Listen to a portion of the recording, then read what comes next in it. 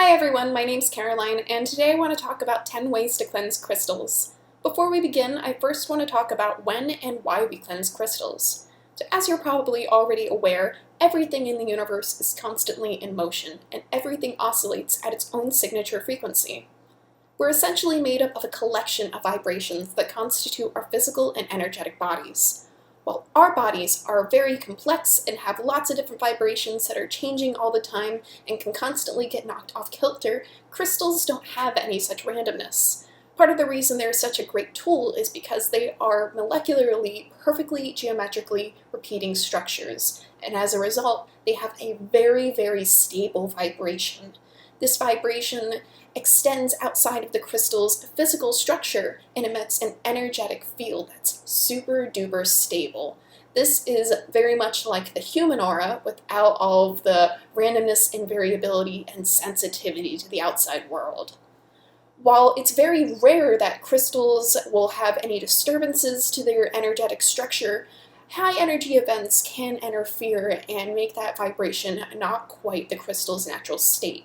So things like healing and ritual and spell work that can be potentially high energy events will cause you to need to cleanse that crystal to get it back to its natural state that you actually want to use. If you don't cleanse that crystal, you may be utilizing or amplifying a vibration that you don't want to be working with. This is particularly the case with crystals that are very energetically sensitive and receptive, such as clear quartz. These are big amplifiers, and you don't want them to be amplifying a vibration that you don't want. So you're going to want to cleanse crystals first as soon as you get them, because you don't know what their energetic history is, you don't know what it's been through, and you really want to start off with a clean slate. You'll also want to cleanse your crystal after any ritual, spell work, any high energetic work. If the crystal came in contact with a high energy person, that may have upset the crystal's energetic working. So if someone comes in and is really, really negative and they're just like handling the crystal in that highly negative, low vibrational state, that can disturb the crystal's energetic body for a short period of time. While this is, again, fairly rare and the crystal will return to its natural state after some time, we don't always have time to wait around on crystals. You'll also want to cleanse crystals whenever your intuition guides you to do so. So I have this one piece of amethyst, for example, where if I leave it alone for even a couple of weeks, it can feel like it's just not quite right. It will feel a little bit heavier, it will look a little bit heavier, and I'll just kind of be repelled from it. I won't want to use it, even though it's a perfectly fine, pretty piece of amethyst. And that's just because it needs a little bit of help, and I do use it a lot. So without further ado, let's get into 10 ways to cleanse our crystals. The very first way that I'm going to talk about is my personal favorite way because it is super duper easy and smells really good. If you haven't already guessed it, it is sage. All we have to do is light up our bundle of sage and wait for it to catch fire, start smoking and smoldering. Sage is used in cultures across the world for its healing and cleansing properties. Its smoke actually has antibacterial properties, which is probably part of why it has the folk and magical belief behind it that it is such a great cleansing plant. You can imagine that the smoke, as it comes into contact with your crystal or really anything that you want to cleanse, I like to use sage in my apartment and on my person as part of my auric hygiene. You can really feel and imagine the smoke taking the negative vibration, the negative energy that you don't want, and carrying it away. So to sage, or smudge as some people call it in some traditions, all you have to do is get the smoke nice and billowy, hold your crystal under it, let that smoke really cover every side of the crystal. And then, when you feel that it is cleansed, at which point it will feel a little bit physically and energetically lighter, then you can move on to the next crystal. I like this method because it's super duper simple. Again, it smells really good, and you get that extra sage smoke going through your apartment or your home, wherever you are. Maybe you're outside. I keep a window open next to me so I don't set off the smoke alarm. It's great because you can use it on any crystal. The crystal won't get damaged. Something that I like doing is I have my crystal collection sitting out on an altar or table. I'll take my sage and I'll use my breath to direct the smoke instead of picking up every single crystal one by one. So I'm just going to let this sit in a nice fireproof dish for now. Have that good vibration going through. So the next way to cleanse your crystal, way number 2, is through the use of a sound bath.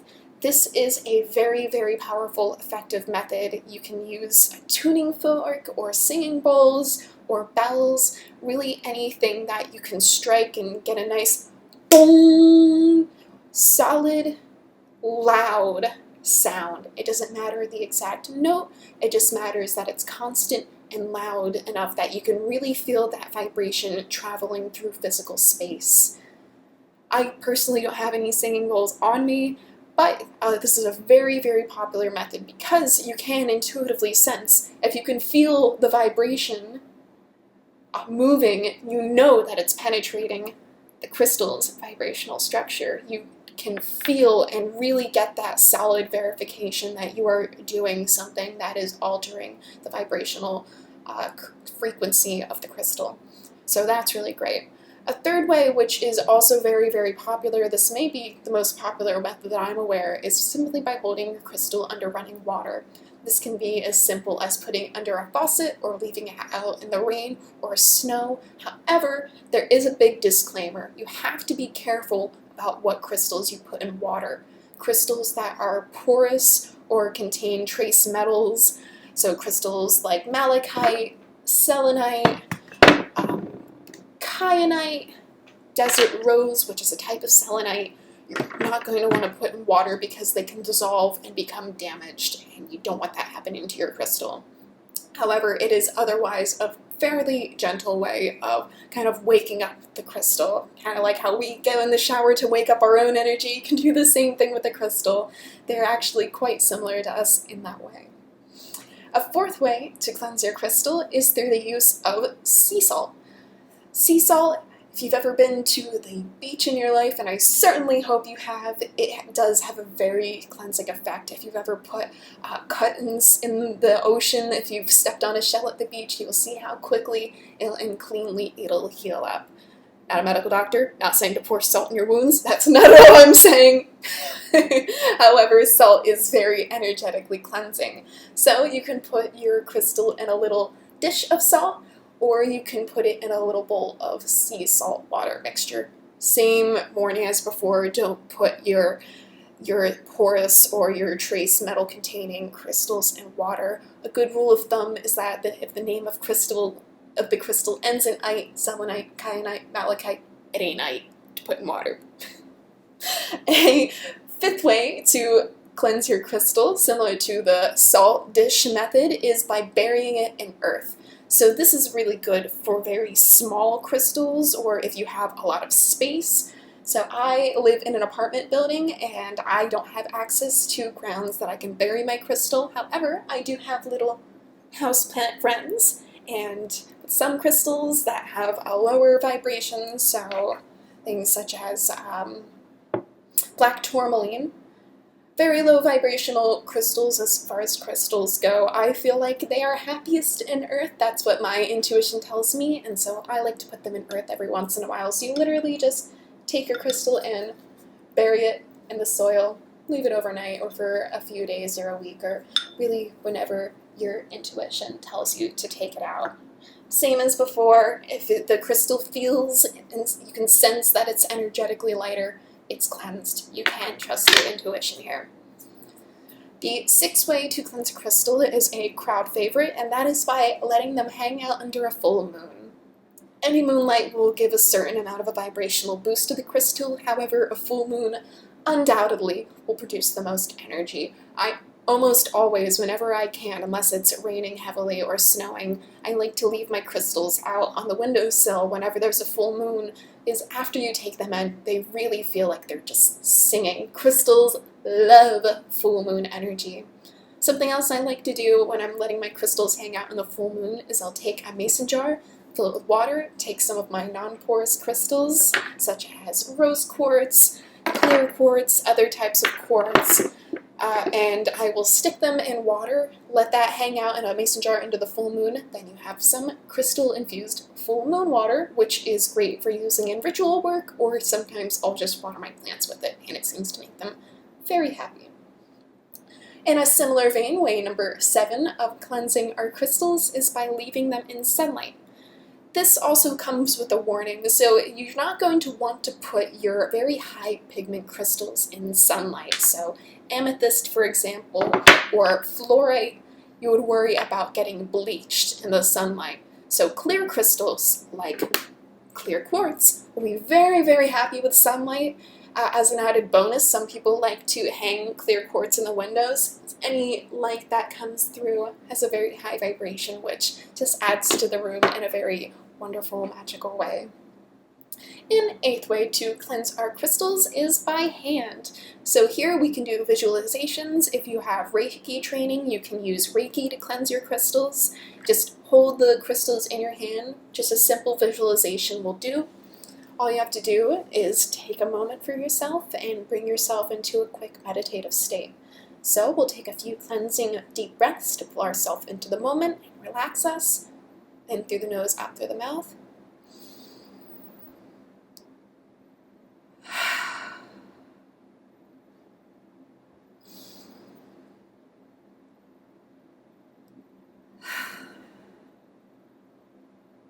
And when you're ready and feel settled, you can just, holding your crystal in your hands by your heart, imagine a super duper bright light, like the brightest star in the sky, in the center of your chest, in your heart.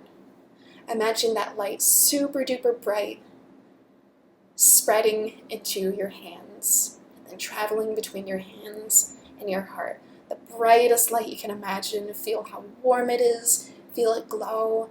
Imagine it completely filling up your hands, completely enveloping the crystal, and the light just taking away any shadow. The light completely filling up everything, completely encompassing it. And just meditate on that image for a minute.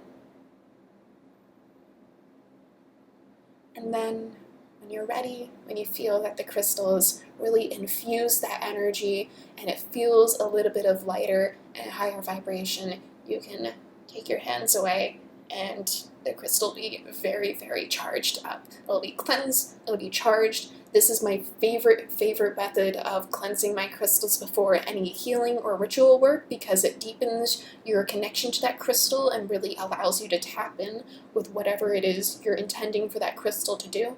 So just holding on to this little piece of black tourmaline, for example. Black tourmaline is a very grounding crystal.